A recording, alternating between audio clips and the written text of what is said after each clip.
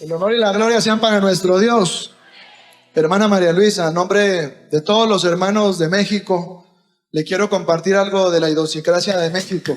Nosotros los mexicanos somos muy aprensivos, cuando amamos algo lo defendemos con todo el alma y con todo el corazón, hermana. Y a usted la amamos con todo el alma y con todo el corazón. Recibamos a nuestra hermana con un fuerte aplauso, hermanos. Y con esas estrellas de la corona de nuestra hermana.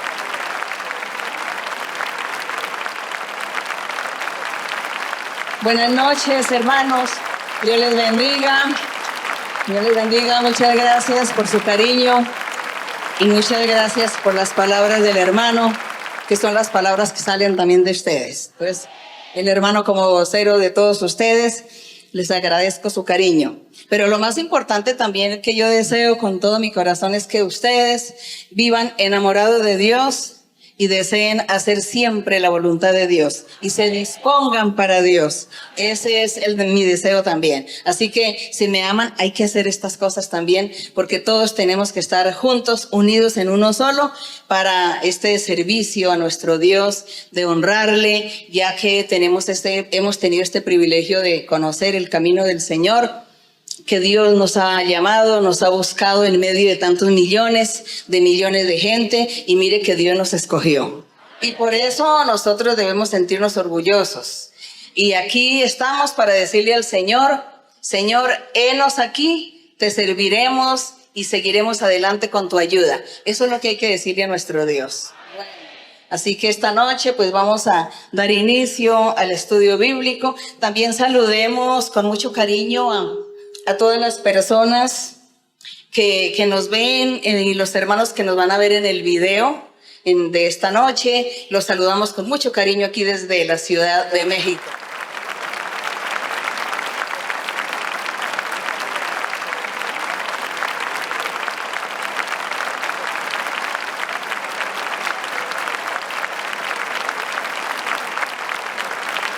Y pueden sentarse.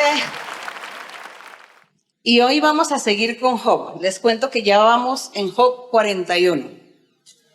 Les invito para que ustedes asistan a los estudios bíblicos para continuar con nuestra historia de Job. En el capítulo 41. Ya vamos a terminar Job, ya no nos resta sino el 41 y el 42. Y así, haciendo un recuento, Job vivió muchas tribulaciones, estaba sufriendo había una ruina material y también enfermedad en su cuerpo, y ruina espiritual también estaba sufriendo Job. Y sus amigos, que fueron usados por el diablo, comenzaron a reconvenirle, a reprocharle, comenzaron a juzgar a Job y a condenar a Job. Y Job les creyó. Job creyó a sus amigos. Y por haberle puesto atención a sus amigos y haberle dado crédito a sus amigos, el Señor, nuestro Dios, se enojó con Job. Porque el Señor le reprocha a Job y le dice: ¿tú por qué no guardaste tu dignidad? ¿Por qué no fuiste seguro de ti mismo? ¿Por qué no estuviste firme?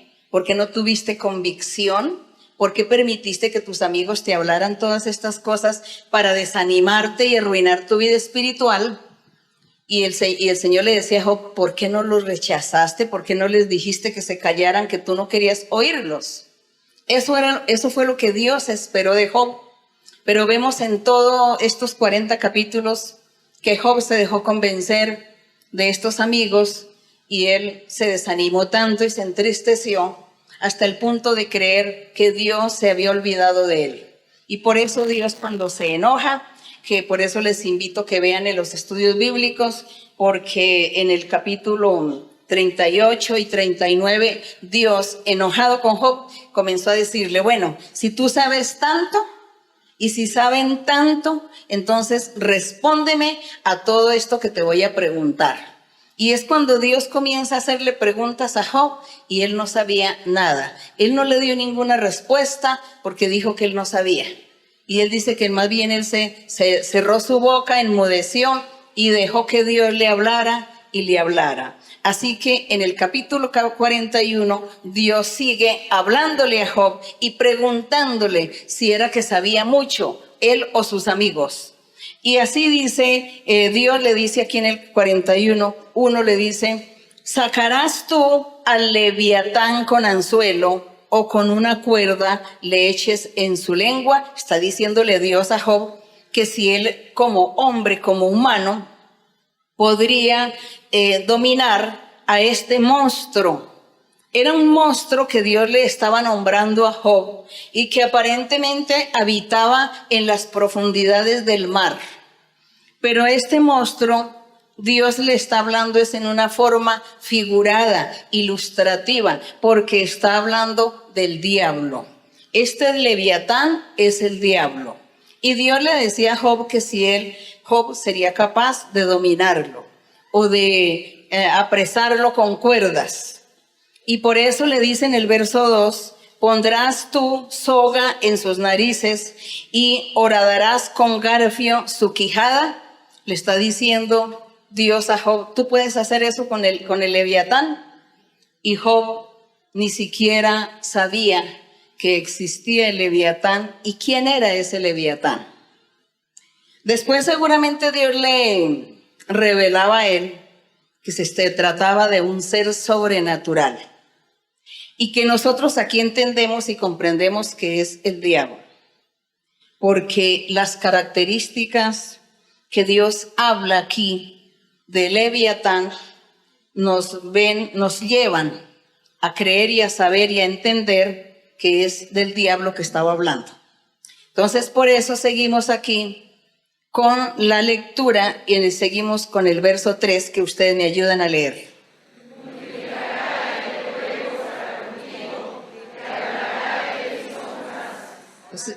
Sí, dice que si este leviatán estaría rogando por Job o hablándole lisonjas a Job.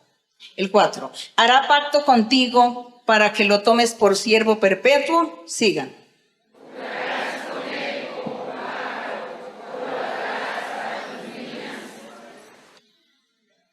Harán de él banquete los compañeros, lo repartirán entre los mercaderes. Sigan.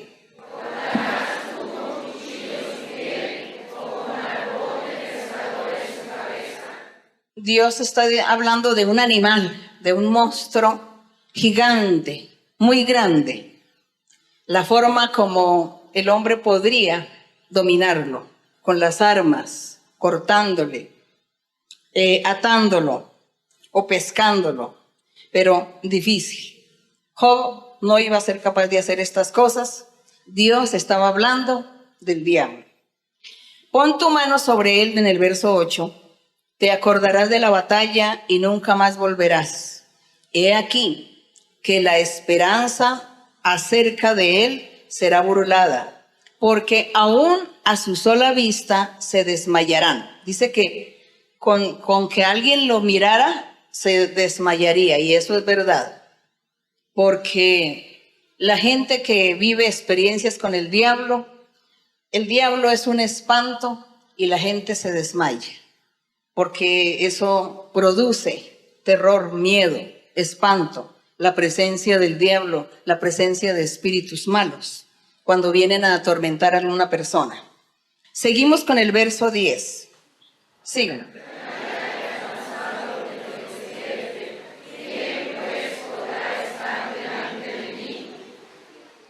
El 11. ¿Quién me ha dado a mí primero para que yo restituya? Todo lo que hay debajo del cielo es mío. Entonces Dios le está diciendo a Job que todo lo que hay debajo del cielo es de Dios.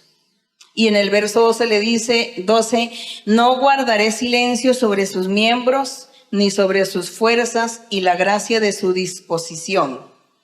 Sigan.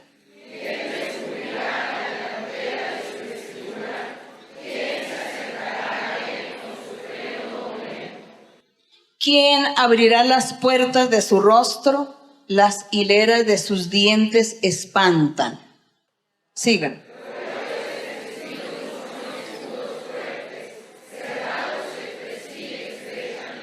aquí está Dios describiendo cómo es ese ser llamado el Leviatán.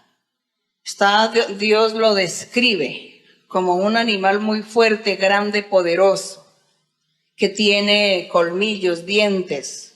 Y en el verso 16 dice que el uno se junta con el otro, los dientes, los colmillos de este animal, que viento no entra entre ellos.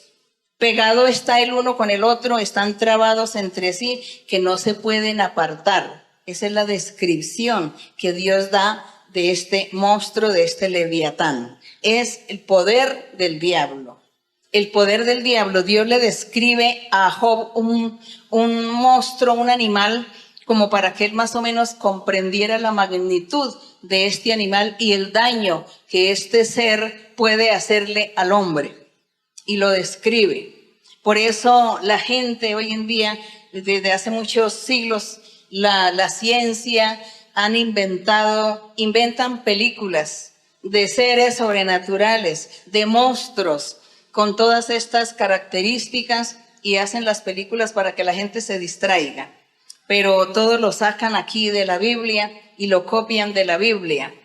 Y aquí seguimos en el verso 18, dice que ese Leviatán, ese animal, dice, con sus estornudos enciende lumbre y sus ojos son como los párpados del alba. Sigan.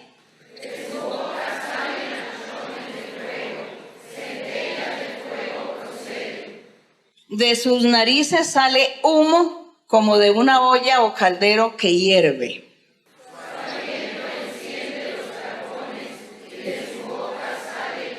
Entonces, qué animal tan grande, y por eso es que en algunos lugares sacan a un dragón. Hay algún lugar del mundo donde endiosan a un dragón, y a ese dragón le hicieron todas las características que está aquí escritas del Leviatán. Y ese dragón lo sacan que está habitando en el mar, y que cuando abre la boca sale fuego. Todo eso yo creo que ustedes alguna vez han oído y han escuchado, que lo tienen como un dios en algún país, y la descripción es igual de lo que estamos leyendo nosotros. De ahí se inventaron a ese dios dragón. Pero ese dios dragón, y aquí dice Leviatán, pues es el diablo. Dios estaba hablando, era del diablo. Dice, en su cerviz está la fuerza, es decir, la cabeza.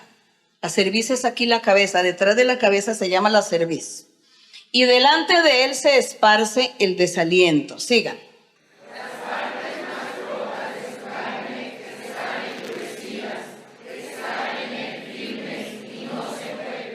Su corazón es firme como una piedra y fuerte como la muela de abajo, es decir, de un molino de moler. Se llama, o los motores que mueven a un molino se llaman muelas. Entonces dice, es fuerte como la muela de abajo. Sigan.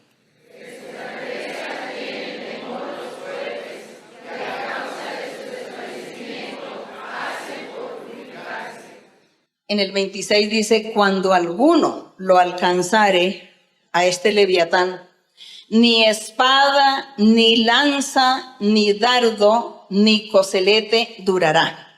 Todo se destruirá en las manos del ser humano tratando de destruir a este Leviatán. Y por eso las películas hacen que el hombre empiece a pelear con el dragón, ¿no? En las películas de ficción, de ciencia ficción. Bien, seguimos con el verso 27, sigan.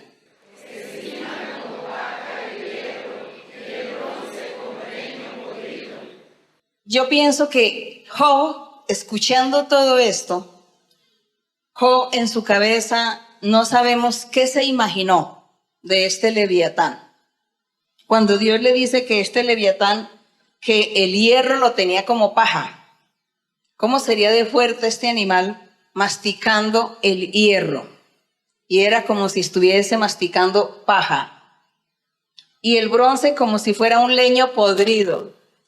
Job diría, no, pues qué animal tan fuerte, qué animal tan poderoso. ¿Quién podrá con este animal? ¿Quién se le va a enfrentar a este animal, a este monstruo? No sabemos los pensamientos de Job cuando Dios le estaba describiendo a este animal, a este leviatán, y Dios le estaba hablando era del diablo.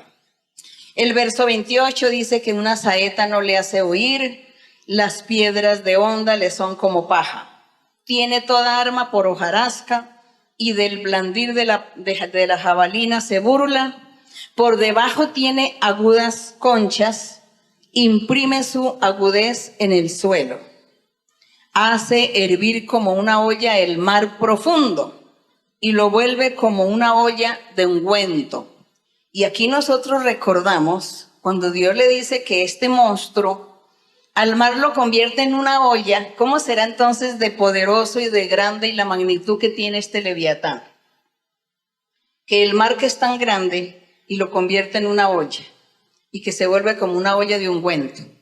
Nos recordemos cuando hay tsunamis, cuando hay maremotos, cuando las olas se ponen altas a no sé cuántos metros de altura y pueden destruir o romper los barcos gigantes.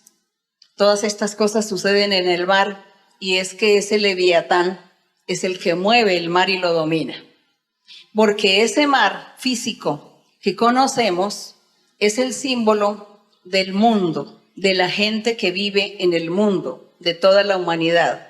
Entonces, cuando Dios hizo el mar, dice que ese mar simboliza a la humanidad. Y dice que aquí este leviatán que vive en el mar y que lo convierte en una olla, es decir, con su poder, la forma como este leviatán diablo maneja a la humanidad en el mundo para que hagan maldad, para que hagan pecado, para que hagan todo lo malo, para que se destruyan unos con otros y sucedan muchas cosas desagradables, muchas desolaciones a nivel mundial. Esta es la fuerza y el poder que tiene el diablo sobre los seres humanos. Y así Dios le enseñó a Job, y aquí en el verso 33, en el 32 dice, en pos de sí hace resplandecer la senda que parece que el abismo es cano. No hay sobre la tierra quien se le parezca a este monstruo. Animal hecho exento de temor, menosprecia toda cosa alta. Es rey sobre quienes.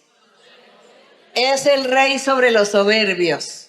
Está hablando del diablo. El rey de los soberbios, el rey de las tinieblas, el rey del mal, el diablo. Dios le habló a Job y le dio a entender que él se había dejado convencer de este enemigo, de este leviatán que usó a sus amigos. Y por eso Dios, enojado, le pregunta y le describe también todas estas cosas para que Job comprenda.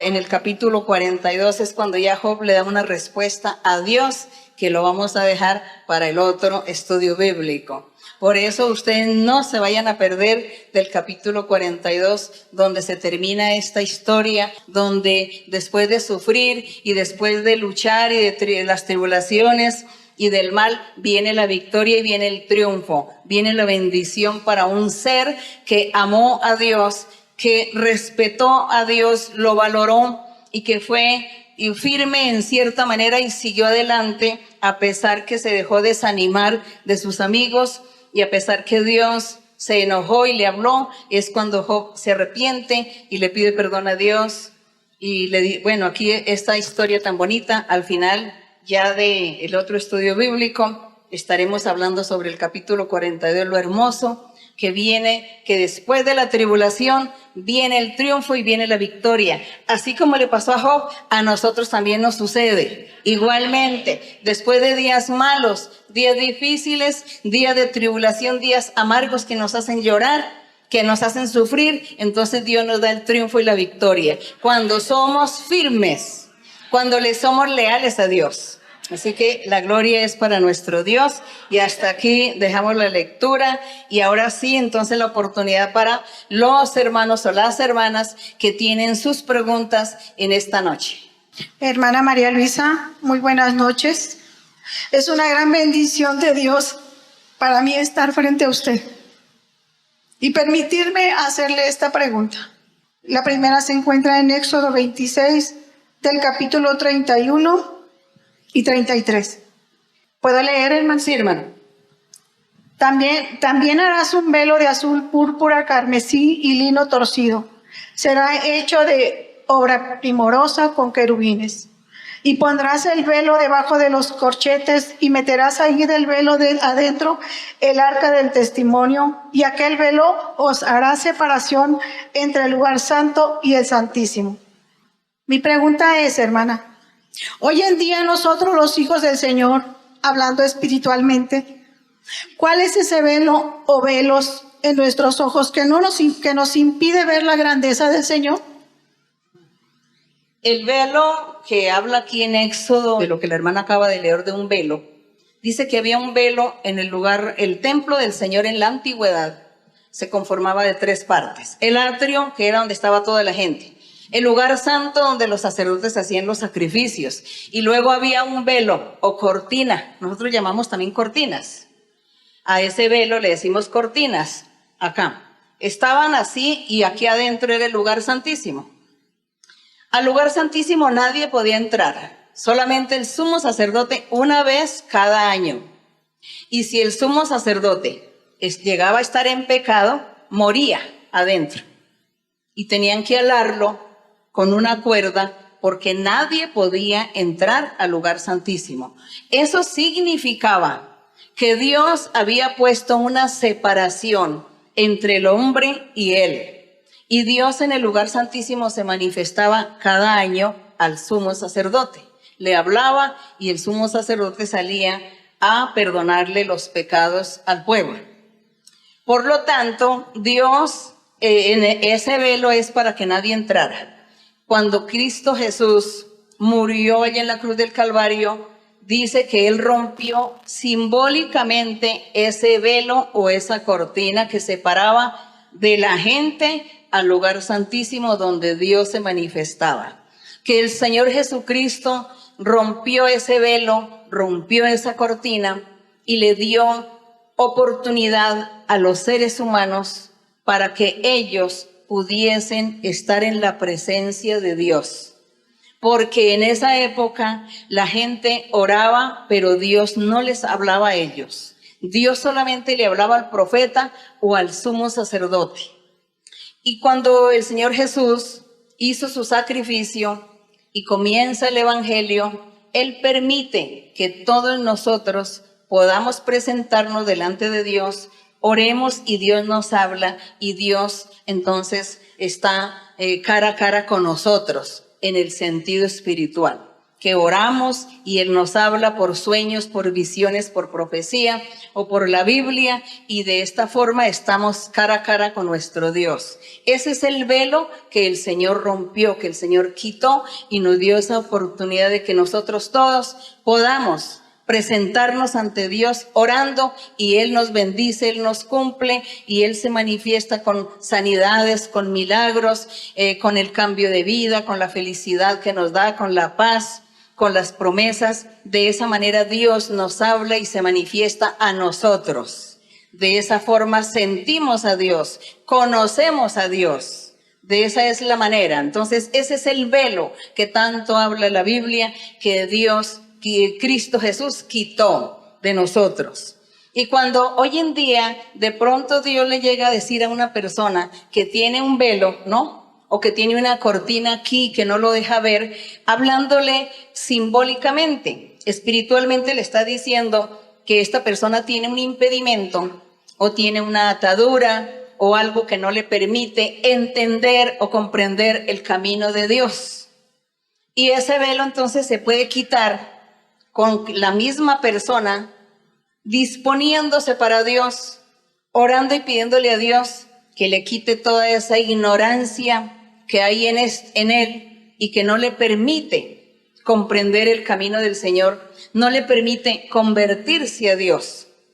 Y que esta persona quiere seguir a Dios, hacer la voluntad del Señor, pero por causa de ese velo o atadura que tiene no puede. Entonces la persona se esfuerza y luego viene y en la iglesia, con la ayuda de los hermanos, con la imposición de manos, con la profecía, con los dones, Dios puede hacer este milagro en la persona y le quita ese velo o la ignorancia que tiene o las ataduras o los impedimentos que tiene en su ser para que esta persona entienda, comprenda lo de Dios, se convierta a Él y siga el camino del Señor. Ese es el velo. Y por eso es que nosotros luchamos constantemente y todos los días estamos orando y pidiéndole a Dios, porque siempre viene gente a la iglesia y tenemos que ayudar a estas personas con la imposición de manos, con la doctrina, con nuestro buen testimonio, para que estas personas queden libres, sean limpios, liberados de esos velos, de esas ataduras. Bien, seguimos adelante. Sí, hermana María Luisa, buenas noches, bienvenida a México y a esta la hora de la viga.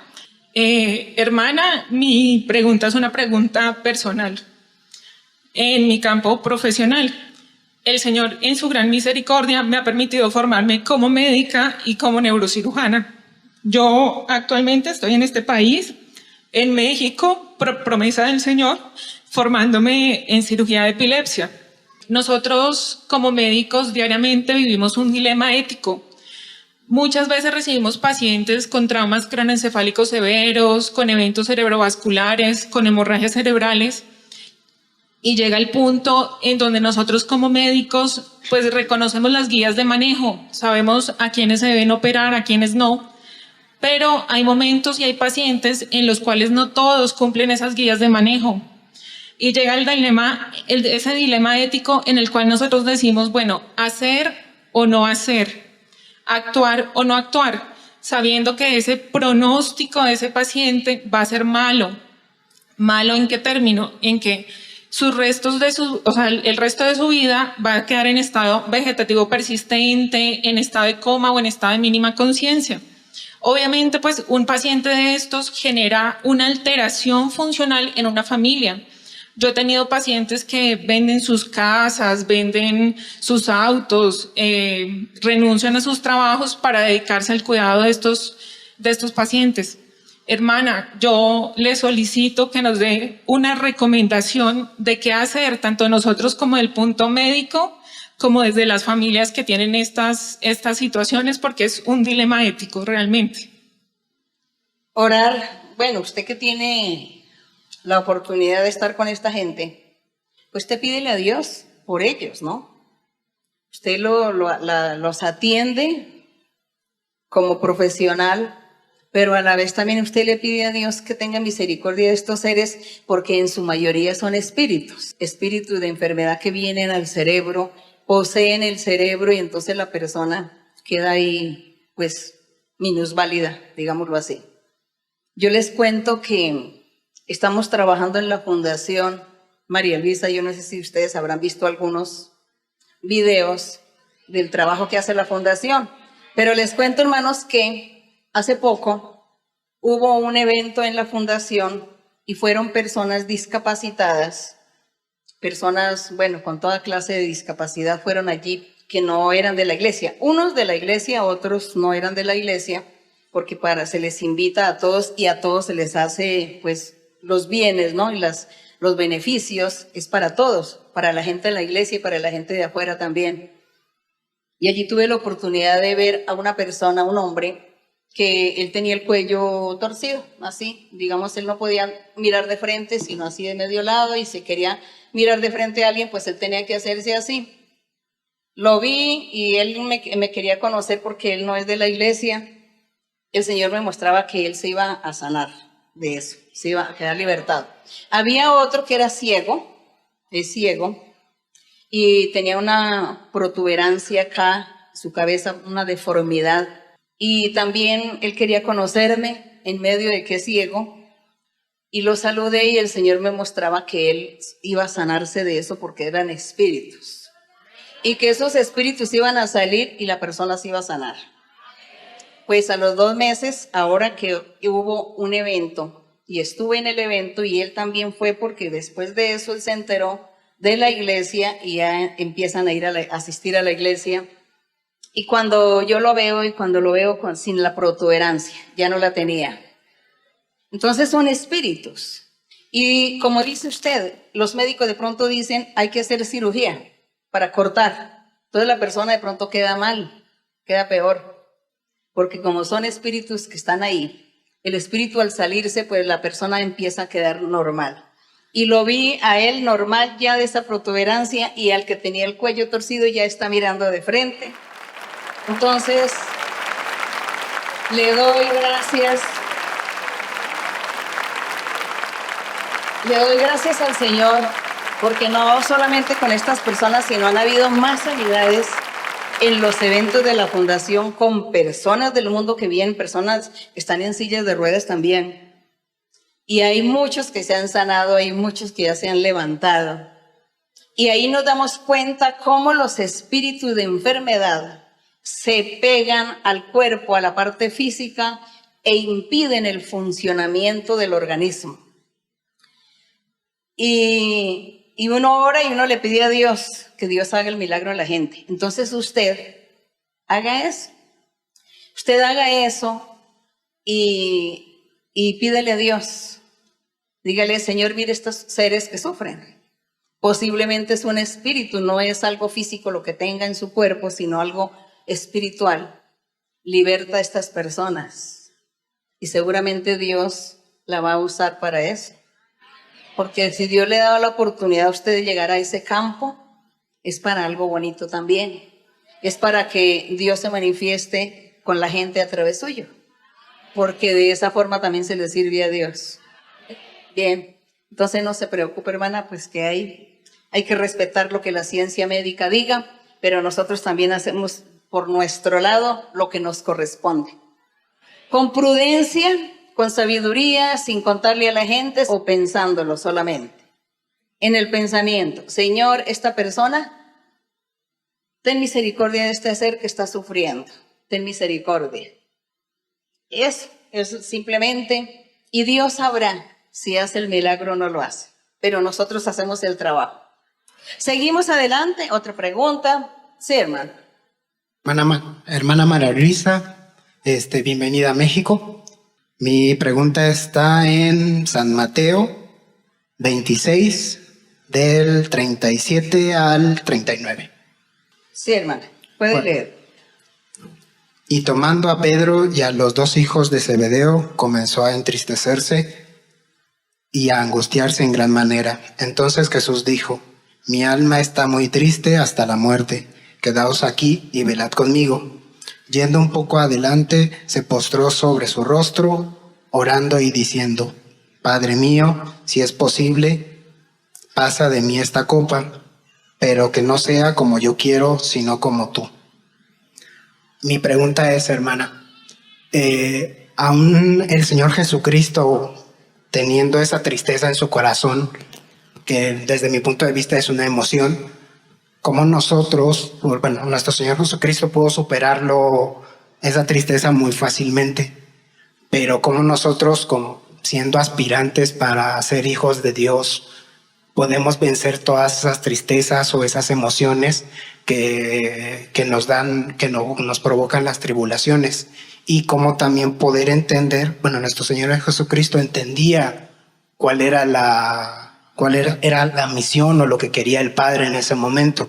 Cómo también nosotros podemos entender qué es lo que el Señor quiere con nosotros en todo lo que hacemos o en nuestra vida espiritual. Esa es mi pregunta, hermana María Luisa. Dios, ¿qué es lo que quiere de nosotros? Que sigamos adelante, que seamos firmes, que no desmayemos, que no nos desanimemos.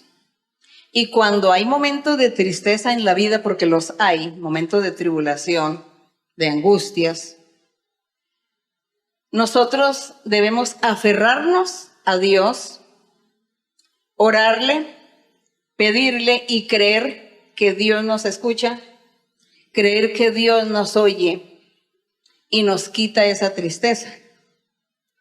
Eso es lo que hay que hacer. El Señor Jesús aquí en estos versos que se leen, dice que él sintió tristeza porque él se estaba comportando como ser humano. Él no se estaba comportando como hijo de Dios, como Dios, sino como un ser humano. Y por eso dice que hubo tristeza en él por todo lo que venía, por todo lo que le iba a acontecer. Pero a la vez él confiaba en el Padre. Y le dice que si fuera posible, que él no bebiera esa copa, porque él al beber la copa se comprometía a ser sacrificado en la cruz del Calvario.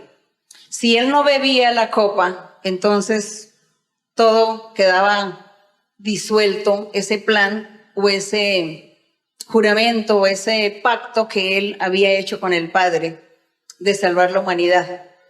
Pero el Señor Jesús se acordó. Dice, tengo que beber esa copa. Le decía, Padre, ¿será posible que no suceda nada? Que yo no sea sacrificado y que esta gente se condene. Y el Padre le muestra la copa para que la beba. Dice, beberé de esa copa. Hay que beber la copa porque ese es el compromiso. Me comprometí a salvar la humanidad. Entonces la copa era como la firma, el pacto, era beber la copa. Y el Señor nos demostró, porque Él aquí como se comportó como ser humano, nos demostró hasta dónde Él confió y creyó en el Padre, en que Él tenía que seguir adelante con ese plan. Y que nosotros también, como seguidores de Él, porque Él dice que teníamos que imitar al Señor. El Señor decía en muchos lugares, dice, imítenme. Y a nombre mío harán cosas mayores que las que yo hago, los que me siguen, los que me van a imitar en la vida espiritual. Es porque sí se puede.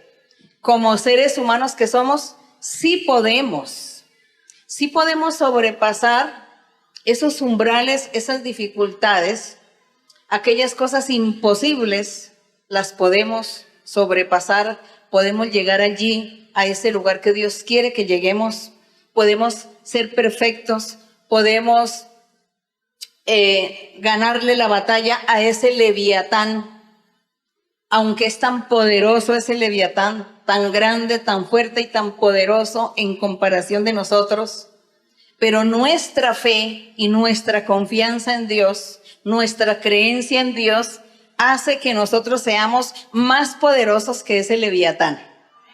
Sí. Así seamos un pedacito de ser humano.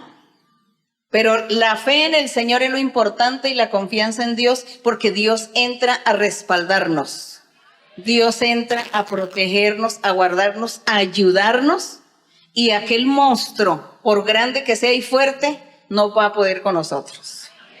Y si nos pone tristezas y lamentos y tribulación, vamos a sobrepasar, vamos a salir adelante, porque confiamos en el Señor y Él nos va a dar la paz, la alegría, nos va a dar el triunfo después. No piensen ustedes que se van a quedar ahí en la tribulación todo el tiempo o en la tristeza. Si alguno de ustedes sigue con su tristeza, es porque no se ha convertido a Dios, porque no ha entendido el camino del Señor, o porque todavía tiene ese velo o esas ataduras en su cuerpo y no ha comprendido ese plan de Dios, y por eso usted vive en la tristeza, en la amargura o en la tribulación.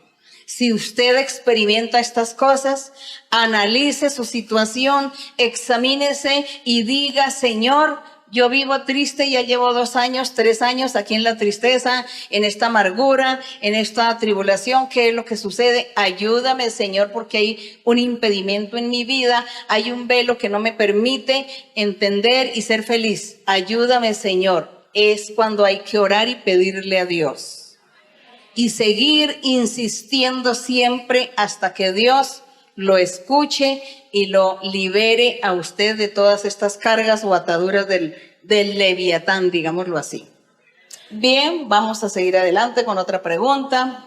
Buenas noches, hermana María Luisa. Para nosotros es un gozo tenerla aquí frente a nosotros. Hace aproximadamente 6 años que me congrego aquí en la iglesia. Hace tres meses el Señor me dijo que estaría frente a usted y que le tenía que estar compartiendo mi testimonio. Yo soy un poquito tímida y pues... No se preocupe, que yo también lo soy. Y pues lo que el Señor me mande, aquí estoy, y pues le voy a compartir mi testimonio. A los 14 años me detectaron piedras en la vesícula, pero pero los doctores decían que estaba muy pequeña para operarme. A los 15 años me llevaron de emergencias al hospital, ya que mi vesícula estaba a punto de reventar. Fue una operación de más de 4 horas. Al término de la operación, los médicos decidieron despertarme para informarme que todo había salido bien, pero se pasaron de anestesia.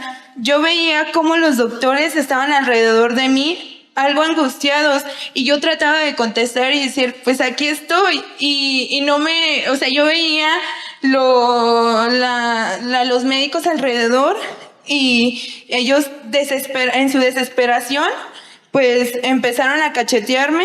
La última cacheteada que me dieron, pues yo la escuché y fue muy fuerte, pero claro, no la sentí, y pude abrir los ojos y contestar y decir que estaba bien.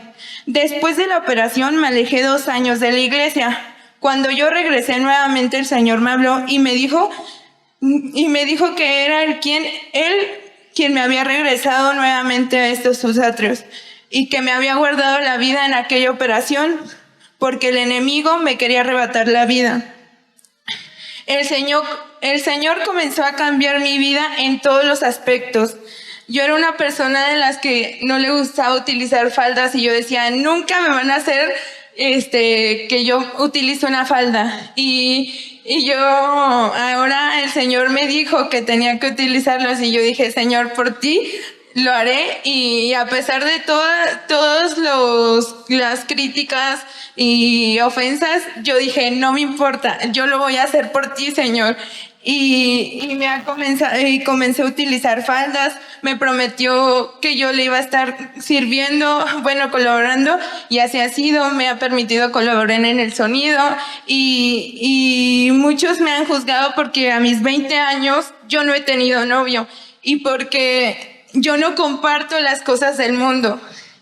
Y antes pues me dolían todos aquellos comentarios que me hacían, y ahora he entendido que el Señor es el que me ha guardado hasta que Él me dé su promesa de darme a mi varón, y yo estoy mientras aquí, como Él me lo ha pedido, esforzándome y preparándome en lo intelectual y en lo espiritual, y al ver su rostro, tal y como me dijo el Señor que iba a ser su reacción de una sonrisa en su rostro, hermana, para mí es de gran bendición, y yo pues todo eso lo testifico para darle gloria y honra a mi Padre Celestial.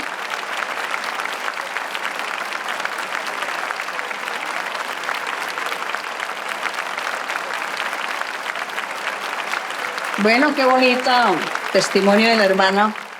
Yo estuve Dios me permitió ir a Japón.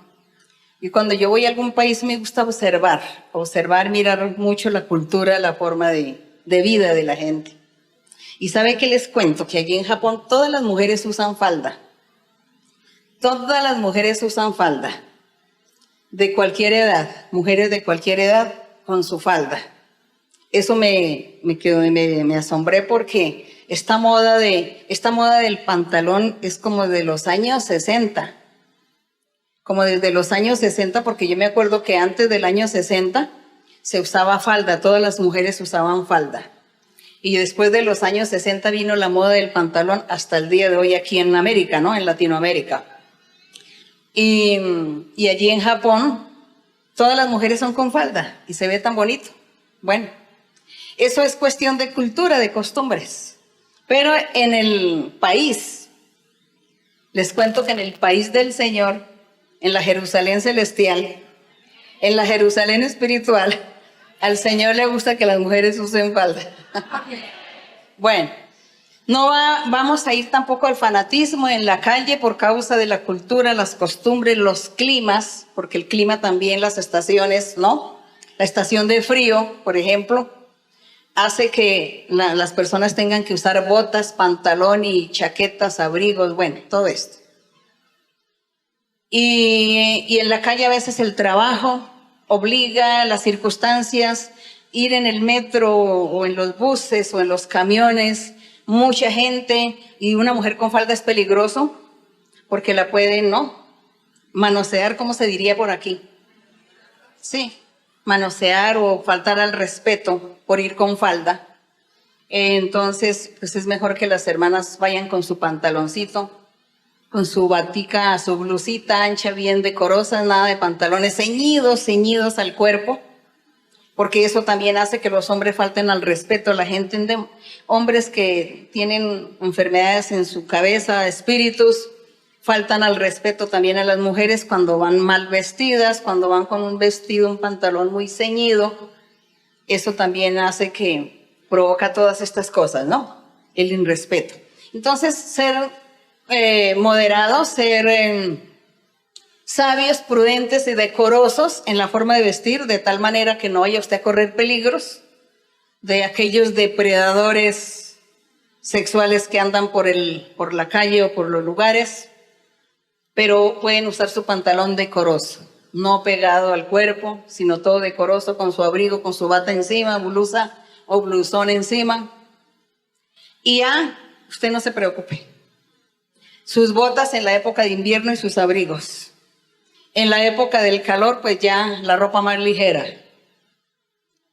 Y para venir aquí a la congregación, como iglesia, pues como es tan poquito, y como hay hombres y mujeres también, entonces venir decorosamente vestidas las mujeres con su faldita, por causa de los dones espirituales, porque si las hermanas tienen dones espirituales o imposición de manos, y están con su pantalón también donde están mostrando su cuerpo, entonces le queda indecoroso orar. Y de pronto los hombres, por más santos que sean, no dejan de pasarle las tentaciones por acá. Sí, pasan tentaciones. Y Dios ve eso. Entonces Dios dice, pero tú, ¿por qué eres motivo de que estos hombres caigan en estos pensamientos de tentación por tu manera de vestir aquí dentro de la congregación? Entonces Dios está mirando todas estas cosas y asimismo nos califica en nuestra vida espiritual, nos coloca puntos o nos quita puntos.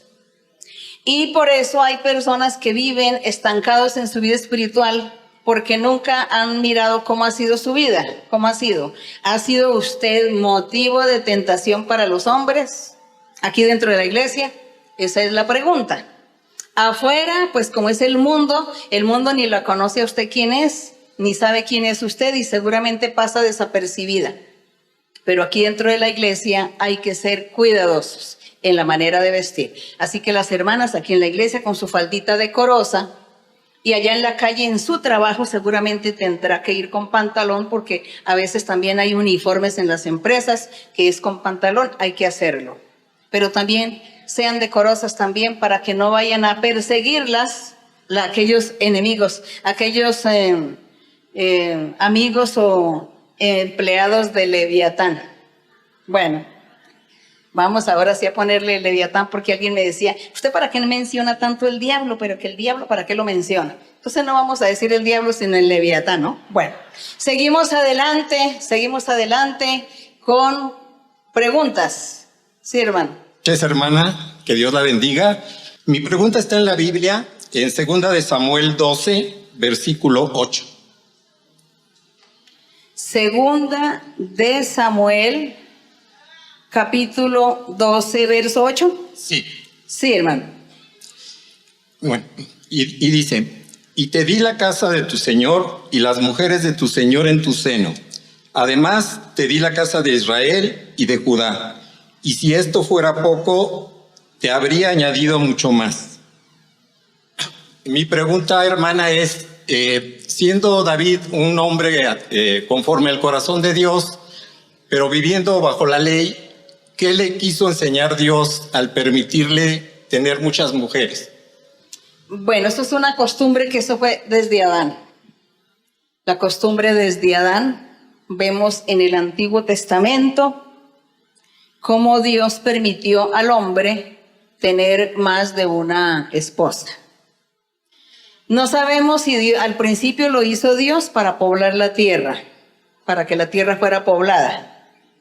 Pero a medida que fue pasando el tiempo, Dios fue quitando esa costumbre.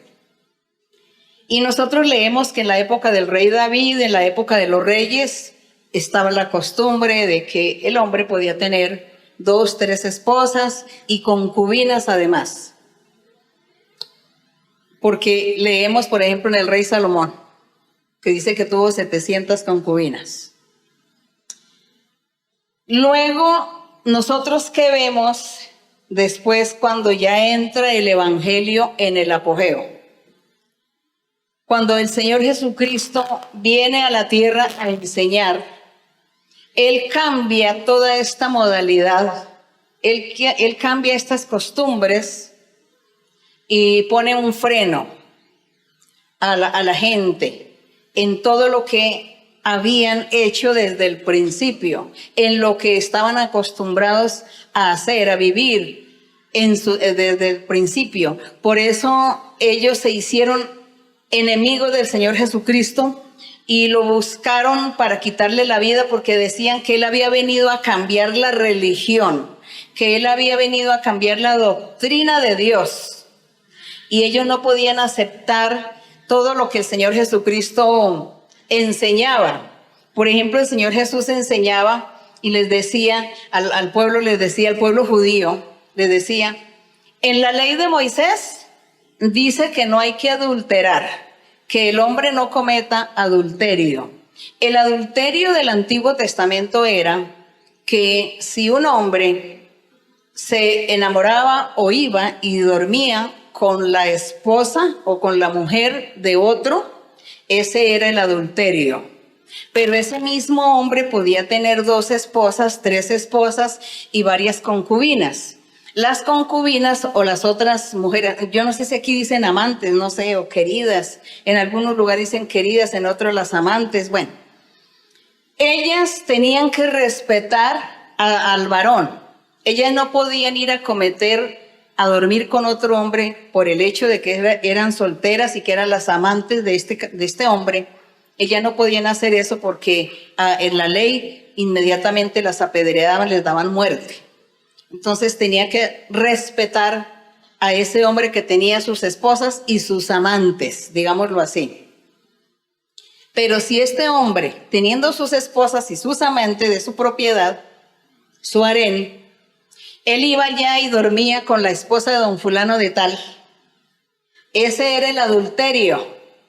Y ese adulterio era condenado por la ley de Moisés. Y por eso el Señor Jesús entonces les decía, escuchen lo que dijo Moisés. No adulterarás, no cometerás adulterio. Y les dice el Señor, pero ¿saben una cosa? Lo que yo les voy a decir a ustedes. Si un hombre mira a una mujer para desearla, para codiciarla, para no pensar estar con ella, dice, adulteró con ella en su corazón. Pues esta doctrina no le gustó, no le agradó a ninguno de los oidores. Y los judíos dicen que ellos tomaban piedras para lanzarle al Señor Jesús por estar enseñando esta doctrina tan fuerte, doctrina que ellos mismos no podían cumplir porque ellos estaban acostumbrados en ese tiempo a ser morbosos, que no se conformaban con lo que tenían, sino que miraban también de lejos a lo de los demás. Entonces eso era lo que ellos hacían y por eso ellos persiguieron al Señor por esta doctrina.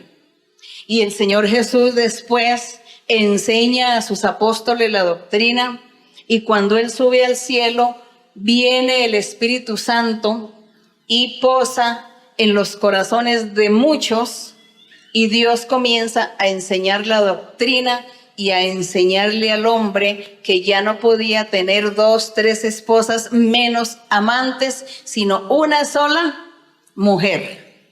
¿Qué hombre iba a soportar eso, a tolerar o a aceptar después de estar mal acostumbrado? Venían mal acostumbrados los hombres y para ellos fue muy difícil esta vida, este cambio brusco, esta situación que Dios les impuso. Y como prueba también, el que quisiera heredar la vida eterna tenía que cumplir con esos mandamientos y obedecer a Dios. Y por eso el Señor ya con los apóstoles dice, el que quiera ser predicador, el que quiera ser obispo, el que quiera servirle a Dios, tiene que tener una sola mujer. Dice que sea marido de una sola.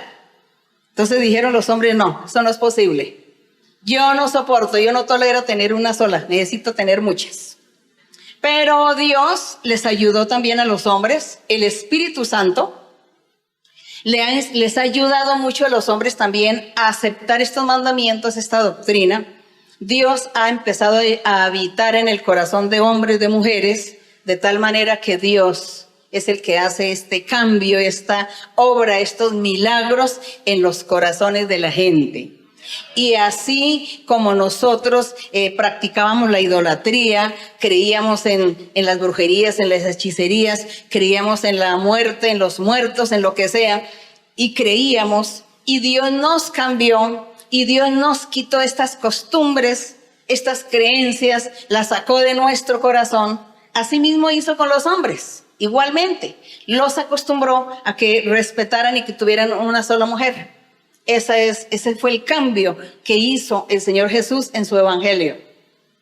Para bien, para mal de los hombres, para el mal de algunos, pero para muchos beneficios, porque Dios quiere corazones obedientes que amen a Dios, que busquen a Dios. Y además dice que el Señor Jesús va a celebrar sus bodas con la iglesia y dice que Él no va a tener ojos para más, sino para su iglesia. Y que la está perfeccionando y Él va a celebrar las bodas con su iglesia. Y que por eso es que Él estableció el matrimonio y que una pareja tiene que respetarse y amarse, porque es como alusión a ese matrimonio que Cristo va a realizar con su iglesia. Entonces dice que el matrimonio es ese símbolo, pero que como humanos que somos, difícil de que la gente pueda hacer lo que Dios quiere, de vivir con su pareja toda la vida hasta que la muerte los separe. Les es muy difícil, pero el que ama a Dios lo logra. El que ama a Dios lo logrará, porque Dios le va a ayudar. Dios ayuda a estas cosas tan difíciles. Dios está ahí ayudando, porque Él ama a aquel que se dispone para Dios. Seguimos con otra pregunta. Muy buenas noches, hermana. Bienvenida a México. Hoy casi 5 años de estar en la iglesia. Me acuerdo la primera pregunta que yo le hice, en el cual yo le preguntaba qué pensaba Dios de nosotros los que hacíamos música, que le cantábamos al mundo. Y usted me decía: hermano, no se preocupe, siga adelante, que usted le estará sirviendo al Señor, y bueno, su promesa se ha cumplido. De igual quiero preguntarle, hermana, de libros de vivencia. Tengo 2 preguntas de la Biblia y esta vivencia, en el cual usted habla de esos 7 años cuando Dios le revela ese sueño tan importante, que ya la tenía escogida para ser esa sierva de Él. Se encuentra con Dora, que le da esas profecías tan hermosas. De igual se encuentra con Lucila. Mi pregunta es: hoy nosotros podemos encontrar a una Dora, a una Lucía en otra congregación, o a lo mejor no se está congregando. Esa es mi primera pregunta sobre ese tema. Nosotros como doctrina, ¿podríamos consultar a esa Dora, a esa Lucía que se encuentre en otra congregación? Pues yo no creo que haya en otra congregación. Seguramente si en otra congregación va a haber una Lucila y una Dora, yo creo que Dios las va a sacar de allí. Porque si tienen de Dios, tienen que aceptar lo de Dios. Entonces Dios las sacará de ese lugar y las traerá. Y las traerá con nosotros. Pero hasta ahora no he escuchado. Hasta ahora en todo lo que yo he andado y he conocido, no he escuchado esto. Pero Doras y Lucilas sí en nuestra iglesia hay muchas. Ahora sí hay muchas. Hay muchas Doras y Lucilas en nuestra iglesia. Ya no tenemos nada que envidiar afuera. Sí, hermano. Bueno, seguimos. Sí, hermano, sí. Otra pregunta, nada más Sí. para darle oportunidad a los otros hermanos. La pregunta está en Lucas 17, versículo 1 y 2. Lucas 17. ¿Verso qué, hermano? 1, hermana, 1 y 2. Sí. Dice: dijo Jesús a sus discípulos: imposible es que no vengan tropiezo, mas hay de aquel por quien viene. Mejor le fuera que se le atase al cuello una piedra de molino y se la arrojase al mar, que hacer tropezar a uno de estos pequeñitos. Antes de formular la pregunta, hermana, yo recién, cuando llegué a la iglesia, cuando Dios me habló la primera vez en profecía, que me habló lo más profundo de mi corazón, yo me convertí en esa samaritana que salió a la calle a decirle a todo el mundo que aquí se manifestaba Dios, hablarle a mis padres, a mis hermanos, a mis hijos, amigos por todos lados de Colombia y del mundo. Nosotros hoy en día sabemos que la cizaña, el diablo también se mete en la congregación. En el momento de los instrumentos, de las personas que dan... Exacto. Que dan la profecía y que se pueden convertir en ese tropiezo de estas primeras personas, porque es una advertencia que Dios da. Sabemos que usted lo explicó en el estudio bíblico de Job 23, donde explicaba que ahí se refería a los discípulos y a los fariseos y a los escribas que estaban escuchando ahí. Pero se puede tomar esto en forma literal, porque nosotros podemos ser tropiezo para aquellas personas que vienen quebrantadas, que vienen sufridas, que vienen en busca de esa paz, de esa tranquilidad, y llegan a la iglesia y encontramos una profecía de carne y en vez de irse contentos se van peores. Bien, pero digamos que en esas profecías estos versos no aplican para las personas de pronto que dan una profecía incorrecta, sino que aquí el Señor está hablando que dentro de la congregación dice que habrá tropiezos en la vida espiritual de cada creyente. Pero dice el Señor que lo más difícil es para la persona que sirvió de tropezadero. Eso, para esa persona que ha sido piedra de tropiezo en la vida espiritual de otros creyentes, dice que a esa persona le va muy mal, sobre todo cuando ya ha conocido lo de Dios, cuando ha experimentado lo espiritual, cuando Dios le ha hablado, le ha hecho promesas, cuando viene aquí aparentando seguir a Dios y luego sirvió de tropiezo. Esta persona sirve de tropiezo y trastorna las vidas espirituales de las demás personas. Dios castiga duramente al que sirve de tropiezo, lo castiga. Por eso dice, para esta persona mejor le hubiera sido que se hubiera atado una piedra en el cuello y se hubiera arrojado al mar, haberse muerto antes de ser tropiezo a la vida espiritual de los creyentes, porque el castigo que Dios le da es un castigo muy fuerte. Es por eso que el Señor estaba aquí hablando que nosotros nos cuidemos, que no seamos nosotros piedra de tropiezo en la vida espiritual de la gente, de quien quiera que sea, de la gente antigua o de la gente reciente que viene de la iglesia. Que no seamos esa piedra de tropiezo. ¿Cómo seríamos nosotros piedra de tropiezo para los demás? Con nuestro mal testimonio. Si yo doy mal testimonio, cometo un pecado o vivo en pecado o hago cosas malas, desagradables, entonces yo estoy siendo piedra de tropiezo para aquellos que están creyendo y confiando que lo que yo les estoy predicando y enseñando es la verdad y que sigan mi ejemplo. Entonces, si ven que yo estoy en un pecado, pues se escandalizan y todos se van a volver atrás, se van a desanimar y Dios me va a cobrar a mí duro. No a los que se volvieron atrás, sino a mí por ser esa piedra de tropiezo. Y la piedra de tropiezo es con el pecado, con el mal testimonio. Así que tenemos que cuidarnos mucho de dar mal testimonio y pedirle a Dios que nos ayude para que nosotros no seamos ese tropezadero o ese mal testimonio a la gente, a los demás. ¿Seguimos adelante? Sí, hermana. Buenas noches, hermana. Esta pregunta va por cuando llueve, que hay muy fuerte tormenta, relámpagos, truenos, señora. Da tristeza luego cuando llueve así, cómo la gente se expresa mal de la naturaleza de Dios. Sale uno a la calle y a veces se escucha así, mi hermanita.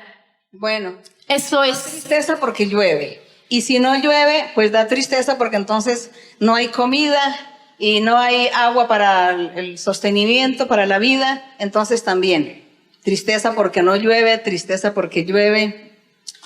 Nosotros, más bien, cuando suceden estos asuntos de la naturaleza, que de pronto se exagera la naturaleza, es pedirle a Dios y confiar en Dios que a nosotros no nos venga ningún mal, que a nosotros no nos vengan las inundaciones, o que no nos vengan los incendios en la época de calor, que no se queme la comida, que haya agua. Entonces nosotros siempre confiando en el Señor y dándole gracias a Dios, porque el Señor es el que controla la naturaleza también, pero a veces la naturaleza hace estragos de una u otra forma, y es que Dios lo permite para ver si la gente reacciona y si la gente se acuerda de Dios. Eso es lo que hace el Señor. Él quiere que la gente invoque a Dios, se acuerden de Él, y por eso Él permite estas cosas. Pero nosotros que ya conocemos al Señor, cuando todo esto suceda, solamente le oramos y le pedimos que tenga misericordia para que eso no vaya a suceder en nuestras vidas. Por ejemplo, ahora antes de salir de Estados Unidos, salí de la Florida, pasaba un huracán y que iba a hacer muchos estragos en la ciudad, en los lugares donde yo habito. Entonces yo oré al Señor y dije, Señor, que se extravíe ese huracán, que no vaya a suceder nada grave, nada malo, porque eso es muy triste, que se caen las casas, las tejas, todo se derriba, árboles. Entonces se forma un caos, se va la luz, se va el agua. Eso es muy triste. Entonces yo le digo, Señor, no, que no vayas a permitir estas cosas, no lo permitas. Y el Señor me decía, no lo voy a permitir, no tengan temor. Y así sucedió, que en todo ese sector no pasó nada. Apenas un fuerte viento, fuerte y nada más. Entonces, a mí siempre me ha tocado orar. Cuando hay huracanes, me ha tocado orar y pedirle al Señor que por favor huracanes no suceda, porque eso es terrible, esos huracanes. Yo me hallé a uno, recién que llegué a Estados Unidos, me hallé a un huracán, y eso es horrible. Eso es preferible un terremoto, un temblor que dura segundos, que no un huracán que es todo el día y horas eternas en eso, donde uno siente que ya uno sale volando y que la casa ya está volando o inundada, y sin luz y sin agua, no, pues el caos. Porque con qué se cocina sin luz, y el agua, pues todo hace falta. Entonces yo me hallé a ese huracán y supe que era eso, y desde ahí, esto hace ya como 12 años, y desde ahí yo le pedí tanto al Señor, le dije, Señor, por favor, te pido que mientras que yo viva por aquí, no vuelva a pasar ningún huracán, porque esto es duro. Esa vez orábamos y orábamos y eso no cesaba, y yo le decía, Señor, tú no nos escuchas, Señor, porque estamos orando y esto sigue y sigue. Entonces ya al fin pasó, y desde esa época han habido cada año pues los huracanes. Y cada vez que anuncian que va a pasar y que todo el mundo esté en su casa, que todo el mundo haga mercado, que todo el mundo tenga esto, lo otro, yo oro y le pido, Señor, y el Señor me prometió que no. Yo le digo, Señor, acuérdate que tú me prometiste que ya no van a haber huracanes donde yo esté, por lo menos cerca de estos contornos de donde yo habite. Y el Señor ha sido tan hermoso que Él me ha concedido esa petición, Él me ha oído. Y yo les dije a todos, no se preocupen, que nada grave va a suceder, no se angustien. Y así sucedió como el Señor me dijo, pero nos tocó orar, me tocó orar y pedirle a Dios. Asimismo nosotros también, si van a haber lluvias fuertes, pedirle a Dios que no vaya a inundarse nuestra casa, nuestra vivienda, en los lugares, que no vaya a haber esos daños físicos o los incendios o el calor. Uno le pide a Dios y yo sé que Dios nos escucha. Y Dios nos oye y Dios nos contesta esas peticiones. Confiemos en Dios, creámosle a Él y verá que triunfaremos en todas nuestras cosas.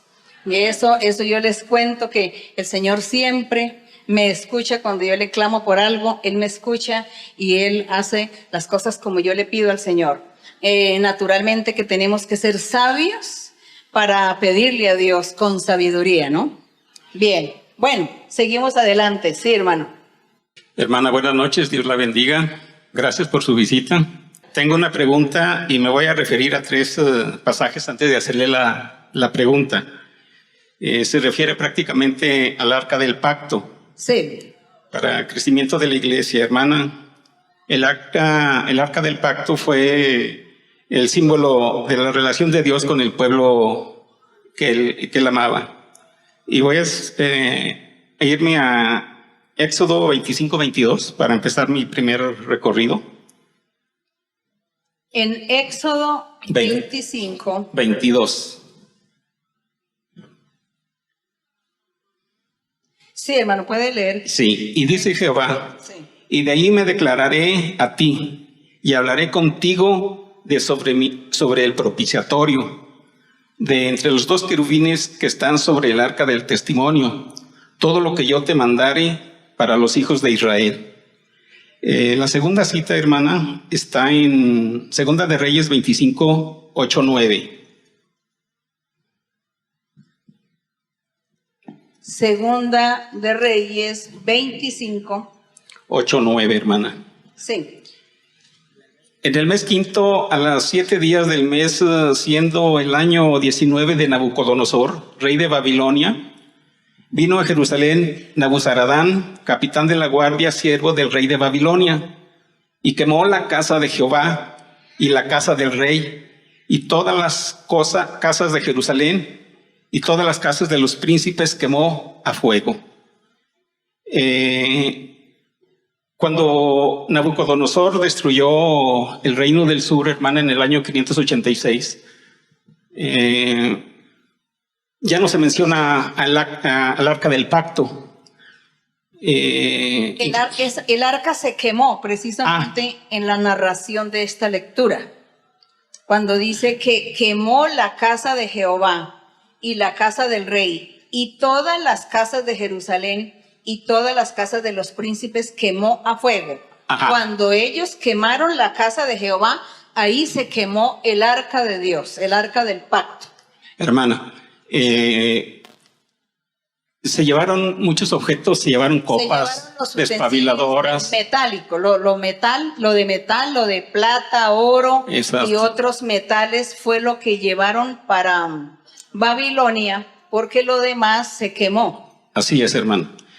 Ya no se vuelve a mencionar el arca del pacto. El arca no, ya no. Sí. Ya no. Se quemó ahí el arca. Ok.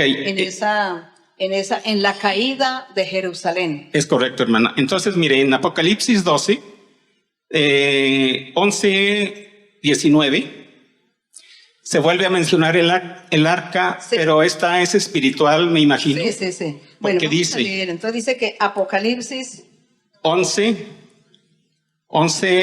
19.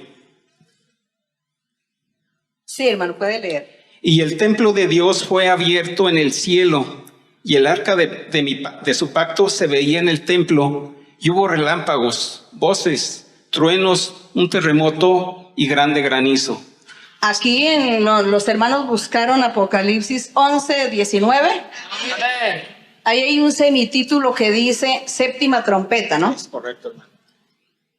Al toque de la séptima trompeta iba a iniciar el evangelio de Cristo Jesús. La séptima trompeta ya está tocando, ya está sonando la séptima trompeta desde hace más de 2000 años. Desde que el Señor Jesús ya apareció en la tierra y comenzó a predicar su evangelio, empezó a sonar la séptima trompeta. Como vemos que es todo espiritual, simbólico. Y todavía está sonando la séptima trompeta.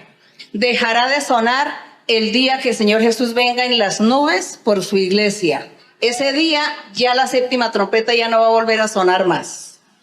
Entonces aquí, como está sonando la séptima trompeta desde hace 2000 años y más, por eso es que dice aquí en el verso 19, bueno, en el verso 15, lean el verso 15.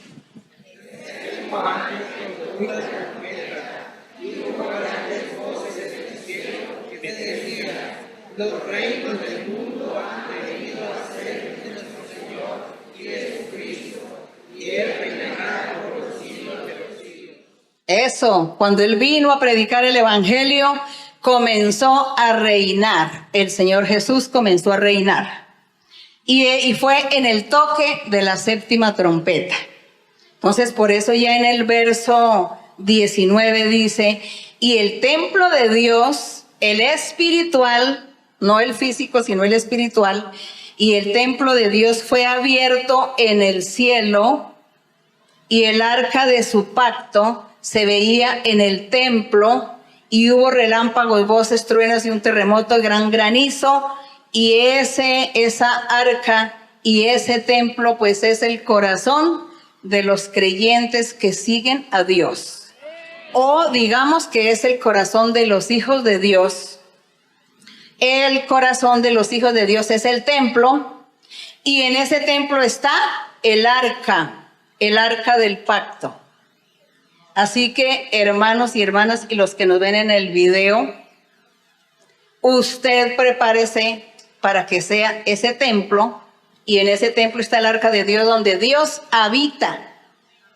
Porque en el arca física de la antigüedad, Dios habitaba en el lugar santísimo, en el arca, y el sumo sacerdote una vez cada año entraba y hablaba con Dios. Pero después de Cristo, dice que ese templo ya es el corazón del creyente en Cristo, en el evangelio verdadero del Señor. Y en ese templo está el arca, aquí, y ahí está viviendo ¿quién? Dios. Que todos nosotros seamos templo y arca de nuestro Dios. Que Dios habite en nuestros corazones. Y estamos en el toque de la séptima trompeta. El ángel no se ha cansado de tocarlo por trompeta 2000 años y más. Es eso, hermanos. Esos son los misterios de nuestro Dios. Una última pregunta. Hermana, muy buenas noches. Para mí ya es una bendición tenerla frente a mí conforme a la promesa del Señor. Hermana, quisiera hacerle una pregunta de la Biblia conforme a toda la ayuda y respaldo que le da el Señor. Está en San Mateo, hermana, 17:11. No se me permita leer, hermano. En San Mateo 17:11. Sí, hermano, sí. Hermana, dice la palabra del Señor. Respondiendo Jesús les dijo, a la verdad, Elías viene primero y restaurará todas las cosas. Mi pregunta, hermana, es, hablando de Juan el Bautista, ¿por qué dijo Jesús que restaurará Juan el Bautista todas las cosas? Que Dios la bendiga mucho, hermana. Bueno, que restaurará. Leamos aquí un poquito en Malaquías. Es un libro atrás de Mateo.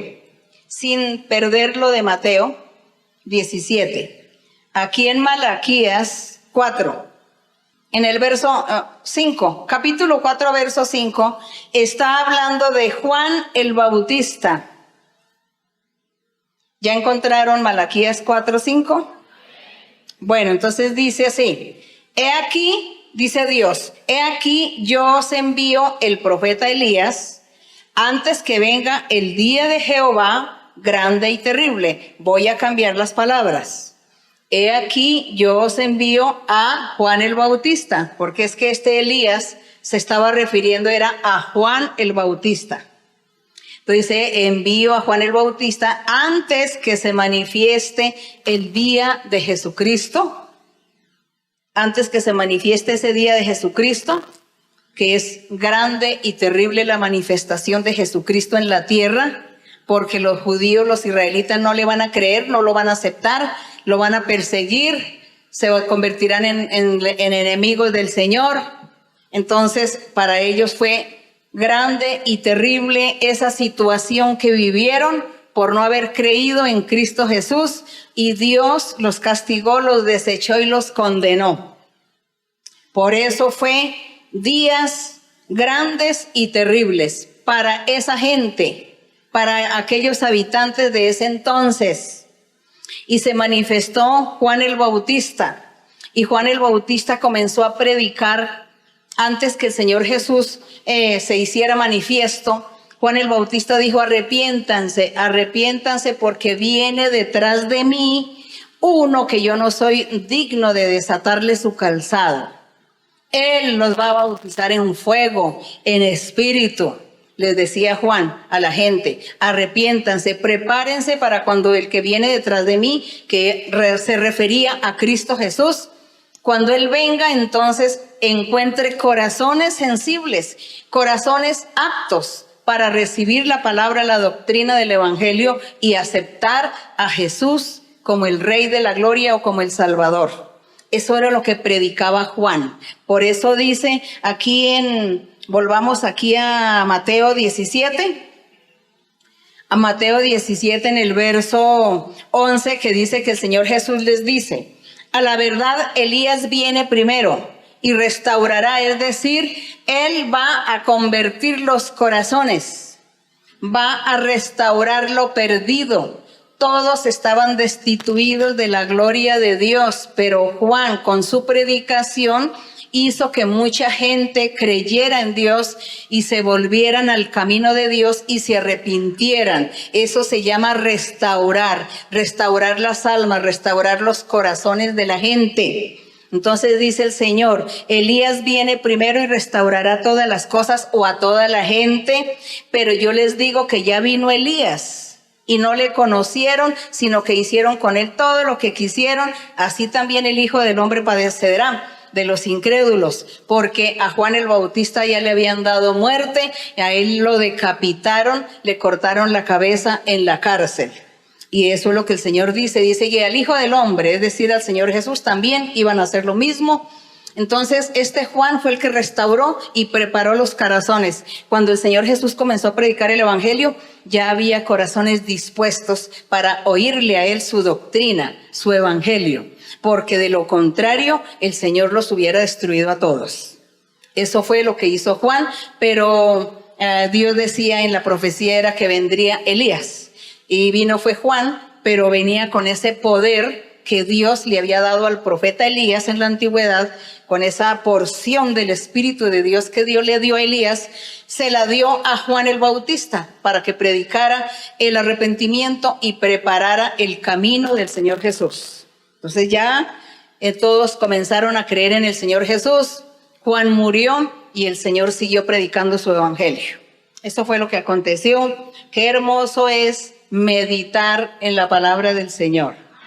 Qué hermoso es cuando nosotros leemos la Biblia y cuando en nuestro corazón rebosa la alegría y la felicidad de meditar en Dios, de pensar en Dios y sobre todo de querer hacer la voluntad del Señor.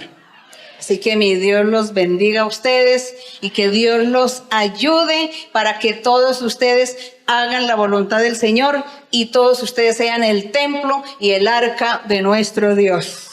Y que también ustedes cuando oren a Dios, Dios los escuche y les responda de inmediato. Que Dios los bendiga. Vamos a ponernos de pie y vamos a estar cantando al Señor un coro. El 42, ¿qué titula? Vamos cantando hasta que baje el poder. Vamos a cantarle al Señor.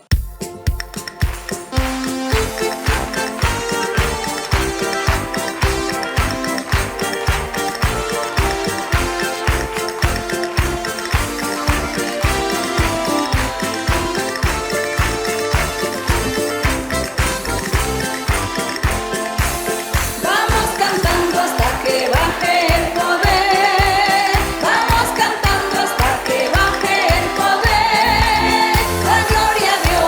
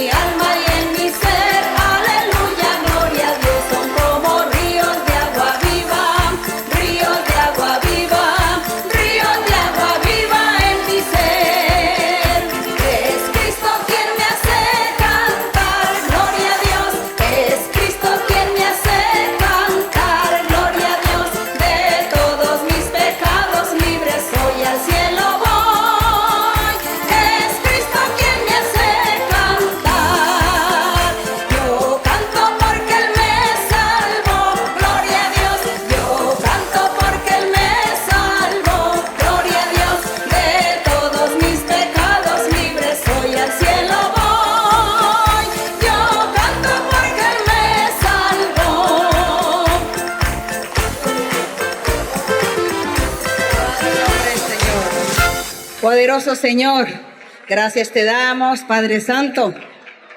Gracias, eterno Dios, nuestro Creador, nuestro dueño, el dueño de nuestra vida. Bendito Dios, que nos gobiernas, nos hiciste con tu mano poderosa.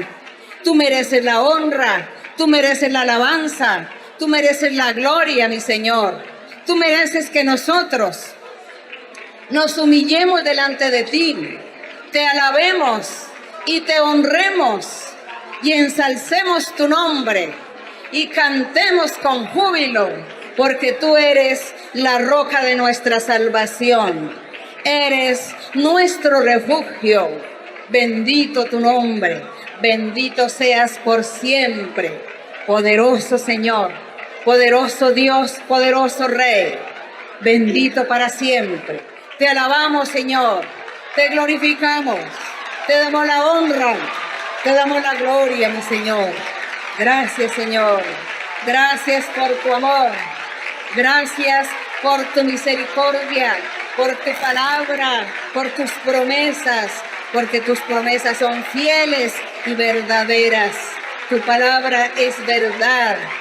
Gracias, porque tú nos prometes, nos cumples, porque tú gobiernas tu iglesia, tu congregación, tu gente. Mira a esta gente, mira a todos estos que te claman, que te buscan, que te piden y que han venido con la esperanza de recibir una bendición tuya. Han venido con la esperanza de recibir la paz, la alegría, la felicidad, la prosperidad. Han venido con la esperanza de recibir un beneficio también material, como es la sanidad de sus cuerpos, como es que tú quites el cáncer, como es que tú seas sanando, mi Señor, de los ojos, sanando la piel, los huesos, los tejidos, el sistema nervioso, los órganos internos, mi Señor, quitando ese cáncer, el SIDA, toda enfermedad incurable, que tu mano poderosa sea sanando, mi Señor, libertando, mi Señor, destruyendo toda obra maligna, quitando ataduras, quitando trampas, quitando brujerías, quita hechicerías, quita maleficios, quita conjuros y maldiciones. Quita, Señor, toda velo y toda atadura de la mentalidad de las personas, de su corazón. Que su corazón sea limpio y libre para que tú entres a morar, que tú entres a morar en el corazón de cada uno. Bendito Dios, bendito tu nombre, bendito seas, oh Señor y Dios Todopoderoso, porque en el nombre glorioso de Jesucristo, tu Hijo amado, te pedimos, mi Señor, te pido misericordia, Padre Santo, te pido, Señor, que extiendas tu mano poderosa, sanadora, libertadora, y reprendas y eches fuera espíritus malos que poseen a los cuerpos. Echa fuera todo espíritu malo, toda atadura y toda inmundicia. Liberta a los cautivos, Señor. Rompe los yugos de esclavitud, los yugos de opresión. Liberta y sana. Haya sanidad, haya liberación. Liberación y sanidad, mi Padre, en el nombre de Jesucristo. Bendito eres, Señor. Qué maravilla que Cristo me halló, y por su gracia mi alma salvó.